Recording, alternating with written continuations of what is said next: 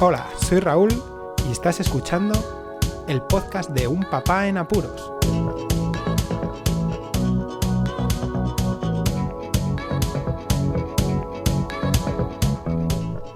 Hola, pues escuchas, bienvenidos a un nuevo episodio del podcast de Un Papá en Apuros. Hoy vamos a contar con Cristina, que es la mamá de mis hijos, o sea, mi mujer, para que nos cuente una parte referida a esta aventura que hemos tenido con el diagnóstico positivo o negativo, ya veréis al final, de la COVID-19, porque nuestro pequeñajo, de todos los que tenemos en casa, se puso malo la semana pasada, el domingo por la tarde, pensando nosotros que lo más seguro fuese porque subimos a Sierra Nevada, aquí en Granada, para notar un poco de fresquete.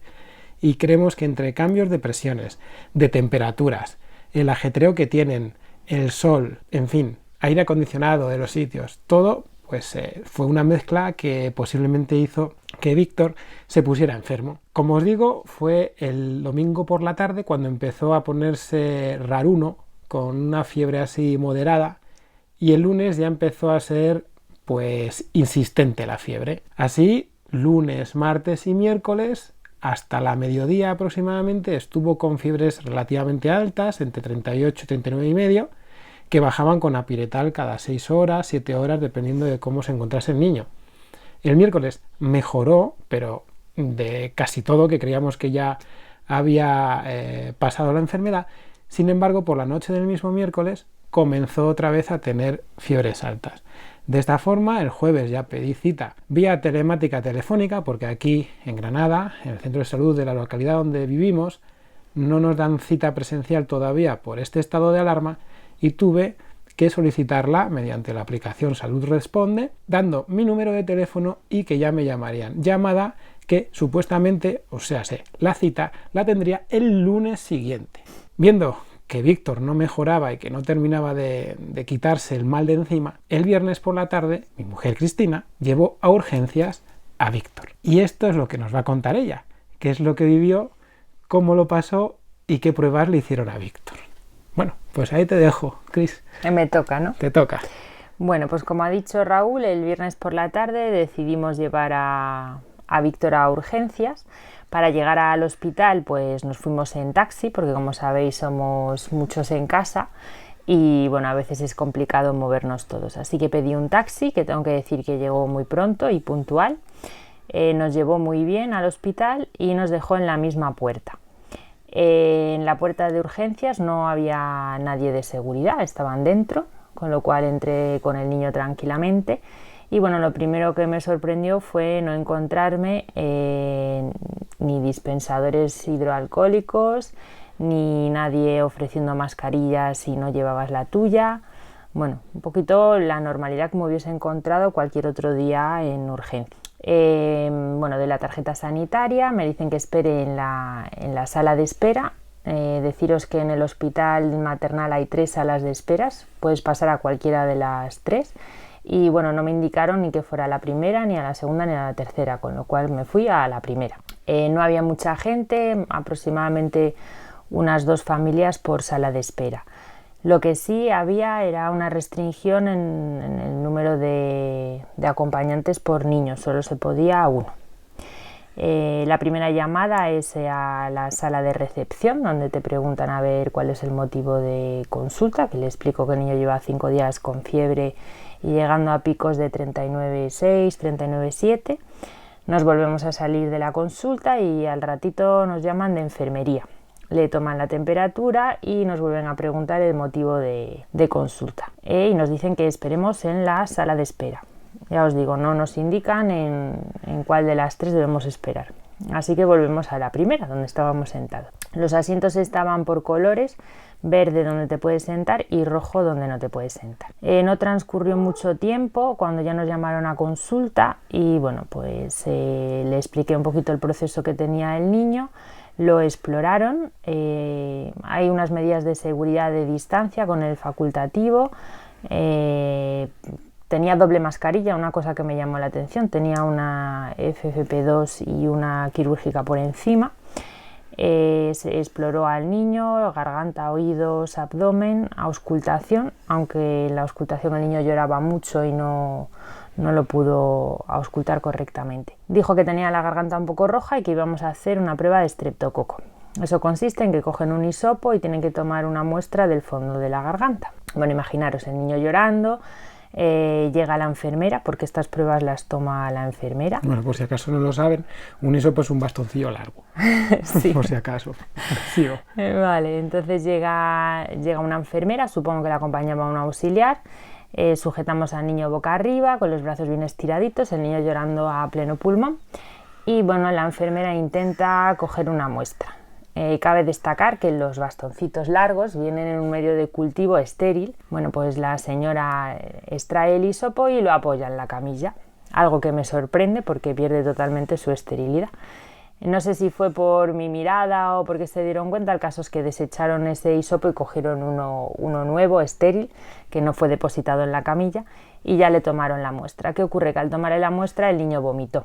Bueno, pues ves un niño vomitando, pero nadie gira al niño hacia un lado, sino que está vomitando. Bueno, pues su mamá, que soy yo, le giré la cabeza hacia un lado para evitar que se tragara sus vómitos, que eran mocos básicamente porque no estaba comiendo mucho. Bueno, tras el primer intento fallido, intentan hacer una segunda toma de muestras que ya sale bien y me mandan esperar pues 10 minutillos fuera. Hay que esperar los resultados. Bueno, el médico me indica que si la prueba da negativa entraremos en protocolo de coronavirus, pero que ya me lo explicará en función de los resultados. Salimos a la sala de espera. Ahora sí nos dicen que tenemos que esperar en la sala de espera número 3, donde no había nadie. Más tarde, pues bueno, me di cuenta de que esa es la sala de espera que utilizan para la gente sospechosa de poder tener coronavirus. Pero bueno, que como os dais cuenta, en la primera recepción nos mandaron pasar a cualquiera de las salas que había allí. No tardaron mucho, la verdad, 10-15 minutos y nos llamaron de nuevo para darnos el resultado,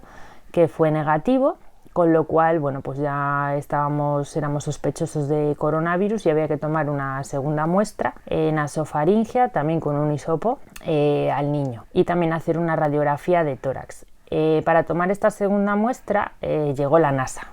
¿Vale? Ya no era la misma enfermera que tomó la primera muestra ni la auxiliar, sino que llegaron dos mujeres vestidas de la NASA, doble mascarilla, qué susto, pantalla de la NASA, digo, ¿cómo?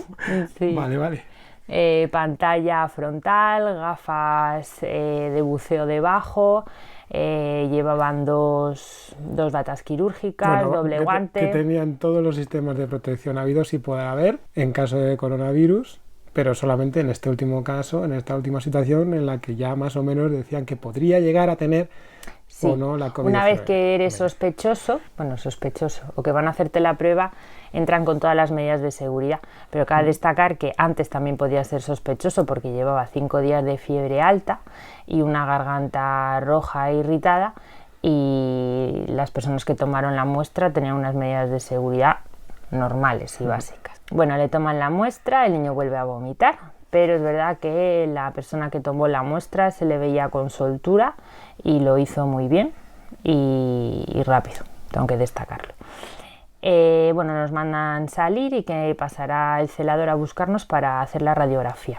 Nada, salimos fuera, nos sentamos y a los 5 minutos ya viene el celador y nos acompaña a la sala de rayos. El celador muy amable, tengo que decir que en ningún momento tocó ninguna de las puertas de acceso a la zona de rayos, todo lo hacía con el pie y siempre mantuvo una distancia de seguridad con nosotros de al menos 2 metros. En la sala de diagnóstico, la técnico de radiodiagnóstico también estaba protegida, con su mascarilla, guantes, etcétera, y le tomó la radiografía también de una manera muy correcta y molestando lo menos posible al niño.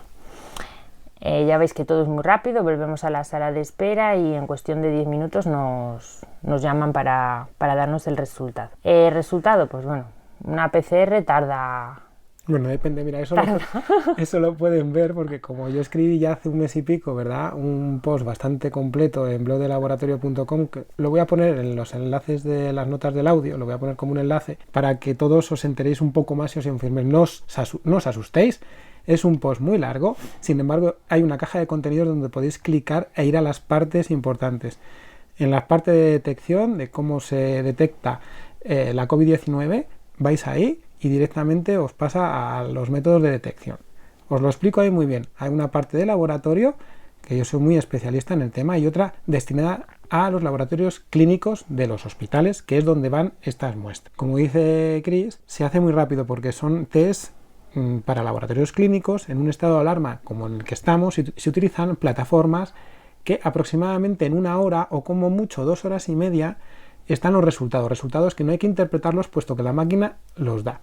Todo esto lo podéis incluso ver en unos vídeos que tengo en este post que os comento para que veáis cómo es el tema, pero bueno, en fin, que como hemos hablado también, las muestras se recogen en un sitio y habrá que llevarlas, que supuestamente el lugar donde están estas plataformas de análisis es en otro sitio, aquí en Granada, y bueno, ese trasiego de muestras, al igual que aglutinar el mayor número de muestras para que salga más rentable esa medición, ese análisis, todo eso pues ocasiona que se demore, pero bueno, en fin, dependiendo de cuánta gente, de la disponibilidad de las máquinas y que nos dijeron, ¿no? Nos dijeron que ya nos lo dirían. Sí, en principio nos dijeron que tardarían aproximadamente 24 horas, que si el resultado era positivo nos llamarían fijo y si el resultado era negativo, pues que empezaban a llamar. Pues ahí empezaban a llamar. Si en principio si no te llaman eres negativo y si te llaman eres positivo. Pero ahora parece ser que también cuando eres negativo te llaman por teléfono. En todo caso nos dijeron que pidiéramos una cita telefónica para el lunes con pediatría que nos confirmarían el resultado de la prueba. La placa radiográfica, bueno, pues ahí nos llevamos un poquito de susto, yo por mi parte, porque empezaba el niño a tener un inicio de neumonía con infiltrado celular y condensación en el óvulo derecho, aunque luego me he dado cuenta de que en el informe falta parte de esta información, pero bueno. Que podría ser un inicio del coronavirus que empieza a comportarse así, si algunos habéis leído que sabréis, bueno, pues empieza con ese patrón, o también podría ser el famoso neumococo, que es esta bacteria que puede acabar produciendo meningitis y produciendo neumonías en niños de edad corta como los nuestros. Pusieron tratamiento para el neumococo, viendo respuesta al tratamiento, y nos mandaron para casa con aislamiento domiciliario a la espera de la prueba. Ahora aquí yo me pregunto, vale, sí, aislamiento domiciliario, pero un niño con sospecha de coronavirus lo mandan para su casa, es decir, yo me salí con mi hijo de urgencias y ahora tenía que llegar a mi casa. Durante ese trayecto yo puedo haber contactado con gente o puedo contactar con gente. Entonces, no sé, ahí me quedé un poco sorprendida. Creo que deberían tener un protocolo un poquito diferente y ante una sospecha hacerlo de otra manera, agilizar las pruebas, habilitar un ala del hospital para tener a esos pacientes sospechosos, etcétera. Pero es que tú y yo somos un poco especiales también, porque miramos las cosas con mucha puntilla, sabiendo la vida que hemos tenido y sabemos las precauciones que hay que tener en ciertos casos como estos. Entonces también es verdad que la gente a lo mejor no se percata, y es verdad que el sistema sanitario peca mucho de eso, de que, bueno, aparte del sentido común que siempre estoy alegando en todos los posts, artículos, podcasts, da igual, sí que es verdad que hace falta un pelín más, una visión un poco más allá para prevenir toda esta pandemia que está sucediendo. Entonces, al final, nosotros lo que tenemos, después de que salió Chris con Víctor del hospital, es un informe en el cual nos dan lo que ha sucedido allí de una forma muy escueta, y sobre todo lo más importante es el plan de actuación, o sea, lo que tiene que tomar el niño para ver la evolución favorable. En este caso... Nos mandaron para casa. Cuando vieron la placa radiográfica le tomaron la saturación de oxígeno, es decir, para ver si el niño era capaz de aprovechar al máximo el oxígeno que inspiraba, y la saturación dio bien y no había dificultad respiratoria. Por lo tanto, como no había clínica, lo mandaron para casa por esta razón. En el caso de que hubiese habido algún signo de dificultad respiratoria, lo más probable es que lo hubiesen dejado en observación a la espera del resultado de la prueba. Bueno, pero para ya no alarmar, porque parece que vamos a alarmar a la gente, parece que Víctor ha tenido la de Dios ahí en su cuerpo. Es que son las cosas así que tienen los niños pequeños.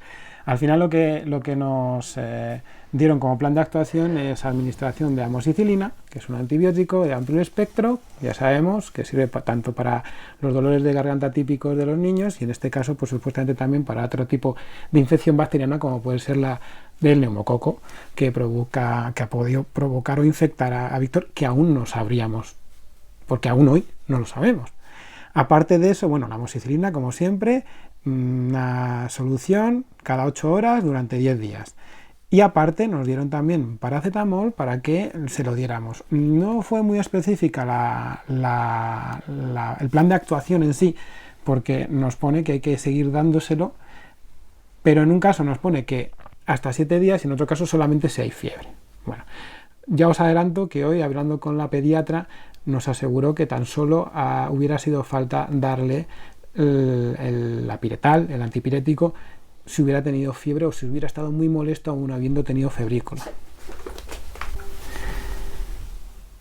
Y bueno, en eso estábamos, porque hasta hoy no sabemos el resultado final de todo, o de casi todo, y si queréis, bueno, pues Cristina se va a realizar otras cosas, yo me quedo con todos vosotros terminando el podcast porque se está haciendo largo y tendremos que hacer muchas otras actividades y tareas en casa. Así que bueno, Cris, si te quieres despedir y luego ya sigo yo. Sí, bueno, pues aquí os dejo con Raúl y nada, que me ha encantado intervenir.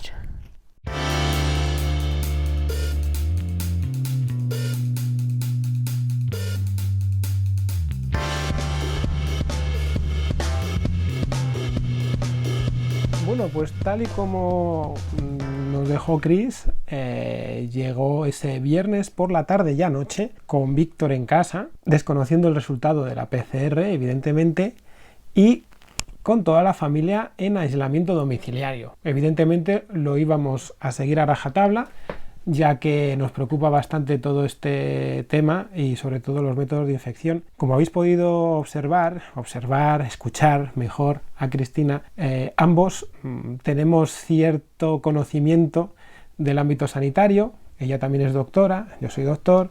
Necesitamos saber muchas cosas porque nuestra forma de ser así nos lo pide. Necesitamos significa que nos informamos de mucho y tenemos otras muchas fuentes de información que nos permite ampliar todos los conocimientos.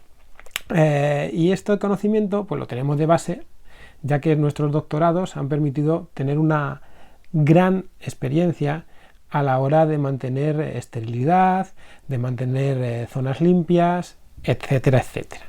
Bueno, dicho esto, os comento ya la situación a partir de que llegan a casa. Víctor va mejorando, al día siguiente ya le desaparece la fiebre al tomar la amoxicilina, seguimos con el apiretal durante el día completo del sábado, durante el domingo ya el niño parece que no tiene ni tan siquiera febrícula en ningún momento y bueno, eso es bueno porque la evolución que estaba teniendo Víctor se asemejaba que estaba haciendo efecto el antibiótico y por lo tanto posiblemente no tendría que ver con la COVID-19.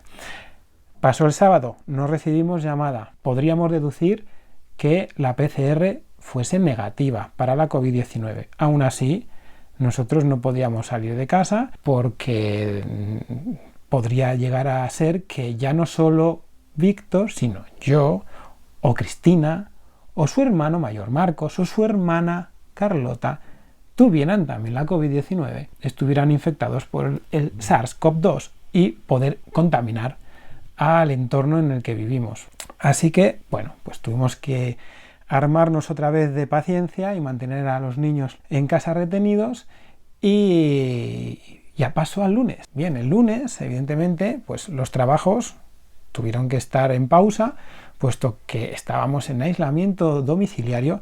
Bueno, os comento, certificación de este aislamiento domiciliario, solamente existe en este papel de alta que le dieron a Cristina en el hospital en una de las líneas en tratamiento y recomendaciones. No existe un papel, por lo menos a nosotros no nos lo dieron, que certificase de una forma única y específica que tanto ella, con nombres, apellidos, bueno, DNI, lo que fuera, estuviéramos en un aislamiento domiciliario.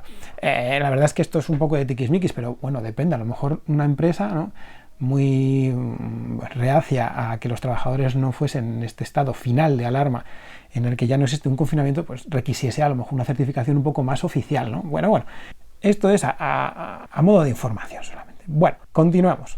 Como ya os comenté antes de que participase Cristina, yo pedí cita a su pediatra, al pediatra de Víctor, el jueves y me dieron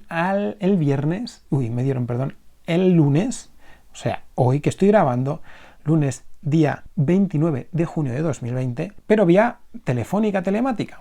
Entonces esto consiste que yo di el número de teléfono y supuestamente tenía cita alrededor de las 12 y media de la mañana. La médico me tenía que llamar y yo pues mantener una conversación referida ya no solo a lo que iba a ser una consulta normal en un principio, sino que claro, ya habíamos pasado por urgencias y por un protocolo de diagnóstico de coronavirus. Hablando con la médico, ella ya tenía constancia del informe redactado, ya sea por los especialistas de urgencias como por los laboratorios que habían analizado las muestras de Víctor para la detección de la COVID-19, del virus de infección por coronavirus de este tipo en Víctor. Nos dio la noticia de que ha dado negativo, la prueba es negativo para el SARS-CoV-2, así que no tiene infección por coronavirus. Y bueno, después de hablar un poco e informarla que yo entendía el tema, porque en realidad no es que los pediatras tengan a lo mejor una formación, en general estoy hablando, específica sobre este tema, ¿no? de la genética, de la detección por PCR, pero bueno, yo le di a entender a la pediatra que podía hablarme con tranquilidad y así hablamos. Así también la estuve preguntando sobre las supuestas pruebas que aún queda por saber, hoy día lunes, después de ya casi 3 días completos de que tomasen las muestras para ver si tenía estreptococo o neumococo, porque en realidad tampoco conoce muy bien si en el laboratorio van a analizar uno o los dos. Me comentó que hasta el miércoles no tendría los resultados y que bueno, que de todas formas ya podríamos salir del aislamiento domiciliario en la familia. Podríamos salir, pero claro, en urgencias pediátricas nos dijeron que teniendo la posibilidad de haber tenido, mejor dicho, neumococo, Víctor también es una enfermedad muy contagiosa y que en el estado en el que nos encontramos ahora aquí en España, que todavía no hemos pasado completamente de esta alarma, pues que existe un riesgo, ¿no? Es una enfermedad respiratoria y que puede atacar a las personas susceptibles y bueno, estamos bastante sensibles con respecto a ahora mismo a tener enfermedades de este estilo. Por lo tanto, debíamos guardar también de 1 o 2 días, incluso 3 como mucho, de aislamiento preventivo, ya no domiciliario total, para no propagar la enfermedad. Bueno, os informo que el neumococo es un tipo de bacteria que tiene un periodo de incubación muy cortito, de 1 a 3 días. De ahí que tan solo se dé ese periodo, ese rango de tiempo para mantenerse aislado de forma preventiva, ¿de acuerdo?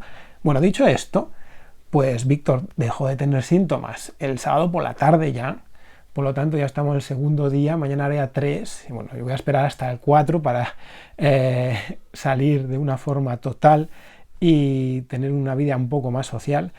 Y bueno, lo que nos queda todavía es conocer si al final ha tenido o no neumococo, porque bueno, como pudisteis escuchar a Chris, la prueba y la toma de muestras fue un poco accidentada con vómitos y bueno, a lo mejor no llegó a tener neumococo y sí estreptococo. ¿Qué sucede? Que la pediatra nos comentó que ella estuvo viendo las placas y que tampoco la alertó demasiado la situación, pero sí que nos alerta a nosotros, ya que evidentemente no nos lo pusieron tan bonito cuando estuvo Chris en urgencia. Bueno, pues hemos salido del susto. Por ahora parece ser que no hay contaminación por SARS-CoV-2 en nuestra casa. La verdad es que tanto Chris como yo hemos guardado mucho las medidas de seguridad, pero sabemos tanto ella como yo que no hay nada al 100% fiable y podía haber pasado.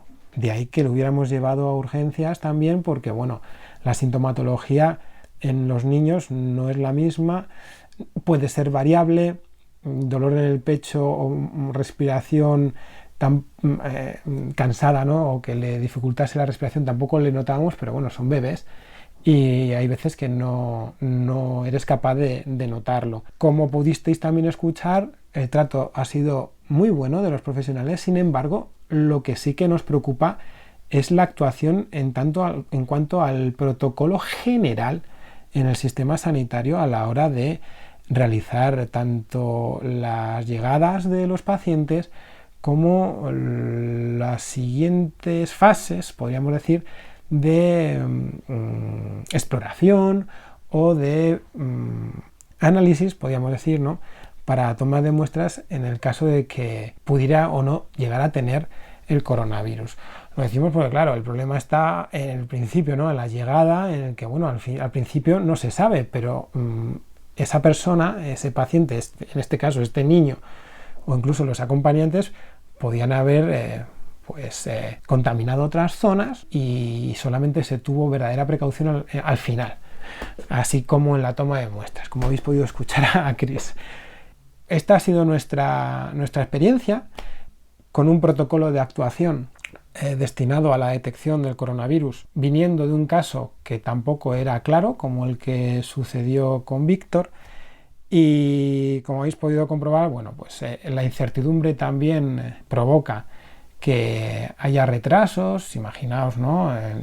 Es una incertidumbre que tampoco se sabe de seguro si tienes o no el coronavirus hasta que no te llaman de pediatría, y habiendo solicitado yo cita el jueves pasado y tenía para este lunes. Si llego a haberla pedido la cita el mismo viernes por la tarde, creo yo que para el lunes no hubiera tenido, y por lo tanto se demoraría más esa incertidumbre y la posibilidad de, por ejemplo, ir a trabajar. Solo os lo comento en este aspecto, y también, bueno, de nuestro aislamiento en familia, que también nos preocupaba y también nos preocupa el resto de los componentes de la familia, porque, bueno, estamos ahora en un momento en el que a poco aire que puede llegar a entrar, o vamos a un sitio con aire acondicionado, por ejemplo, ahora que ya empiezan a abrir centros comerciales y que son lugares donde se puede estar más o menos seguro dentro de lo que cabe, ¿no?, con los niños en zonas amplias, controlándoles más o menos. Cambios de temperatura, pueden tener catarros perfectamente, pero ya te quedaría esa mosca detrás de la oreja que no te dejase vivir con tranquilidad, sabiendo en la situación en la que estamos. Nosotros tenemos a la familia más susceptible, nuestros padres y abuelos de los niños lejos, y bueno, eso pues es un plus de relativa seguridad, porque conocemos que directamente a familiares pues no vamos a afectarnos, pero sí que nos afecta el hecho del entorno en el que vivimos, de los trabajos, de gente que tiene niños pequeños, bueno, en fin, preocupaciones de padres, y que espero este podcast sirva para que pues algunos se informen y otros den cuenta de los errores y quitar del medio variables que son innecesarias para que todo sea lo más seguro posible y que no haya problemas en este estado de alarma y en otros futuros, que es lo importante, estar seguros y estar sin preocupaciones, que es lo más importante, con respecto a contraer o no una enfermedad tan grave como la que estamos viviendo en todo el mundo. Nada más, os dejo, somos libres de la COVID-19, Víctor está progresando muy favorablemente, ya está dando guerra como hacía ya semana y algo, y en fin, contentos, espero que os sirva, difundid este podcast, suscribíos si no estáis suscritos. Doy las gracias a Chris porque me ha acompañado esta vez, y sé que es difícil compaginar tareas y preocupaciones, incluso ahora mismo, como sabéis, están durmiendo la siesta los pequeños y tenemos que estar siempre con un ojo avizor, y más que eso, con muchos oídos, que bueno, en fin, que hace calor y las siestas son pegajosas. Muchas gracias por escucharme. Un saludo y hasta luego. Podéis contactar con Un Papá en Apuros mediante el correo electrónico abierto las 24 horas del día, unpapaenapuros@rauldelapuente.com. También podéis seguir las cuentas de Twitter y Facebook oficiales, @unpapaenapuros. Estamos en todas las plataformas de podcasting, y para que incluyáis el programa en vuestro gestor de podcast favorito, podéis utilizar la dirección corta bit.ly/unpapaenapuros. Para que no os preocupéis, toda la información sobre el podcast se encuentra en unpapaenapuros.rauldelapuente.com y también en las notas de cada episodio. Por cierto, no os olvidéis de dejar una reseña en iTunes, dar un me gusta en iVoox y compartir cada episodio en las redes sociales. Así nuestro podcast será más visible y llegará a más gente. Muchas gracias, podcescuchas.